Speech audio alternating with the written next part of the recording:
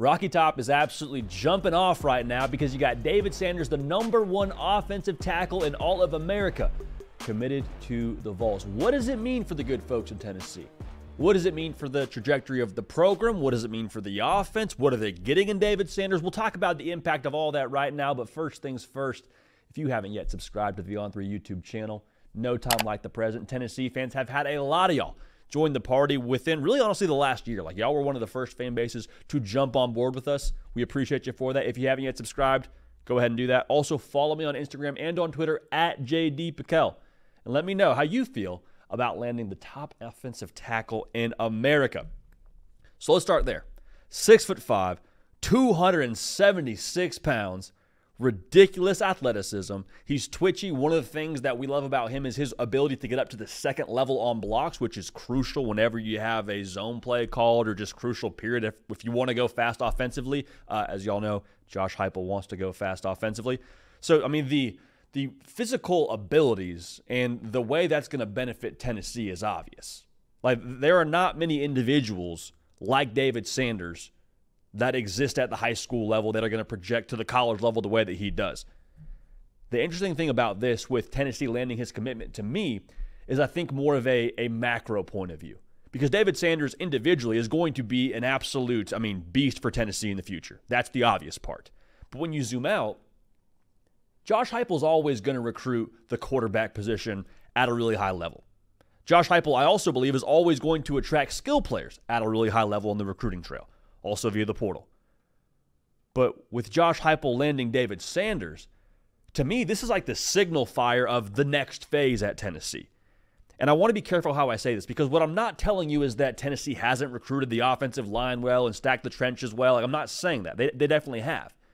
But to land a guy who is the #1 offensive tackle in America over schools like Ohio State and Georgia, like, I think we should maybe take notice of that. Because to me, the gap at Tennessee to keep Tennessee from beating teams like Georgia has been up front. It's been in the trenches. So how do you close that gap? You land guys like David Sanders. You start acquiring the creme de la creme in the trenches consistently. And so to be able to land him in this class and in an effort to, I would have to believe now, continue to close that gap in the trenches between those teams like the Georgias and the Bamas of the world, once they start stacking at that level, once they start stocking at the 5-star level on the line of scrimmage, like, all bets are off. Because we know it's not an issue of the quarterback play going forward here. We know it's not an issue of can they push the ball downfield. Also worth noting, we talk about this a lot on this show, people think about Josh Heupel and think about his offense, and it's like, oh, yeah, they want to throw the ball a quarter mile. Oh, yeah, they're the team that's always having those splash plays downfield. Well, yes, that's true. That's definitely something that exists within this offense, but I think if you were to give Josh Heupel some truth serum, say, Coach, what do you want to do offensively? He'd say, run the gosh darn ball. He said, I want to make the defense say uncle with tempo, but honestly, you look at these last couple of seasons, Tennessee has actually leaned more heavily on the run game when it comes to percentage of plays between run and pass. So adding David Sanders, have to believe, is only going to help improve that statistic with what they do on the ground for yards per carry. Also, speaking of recruiting, can't hurt things when it comes to recruiting future quarterbacks and future running backs if that were to ever be an issue for Josh Heupel and company. Let's take another step backwards, though, because we talked about the way it's going to impact, the roster level for Tennessee on the line of scrimmage. That's absolutely true.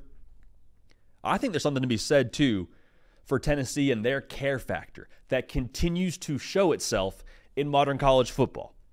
And, like, let's just be real here. David Sanders, at the level of player he is, you're not getting him for free $99. Like, it probably takes some.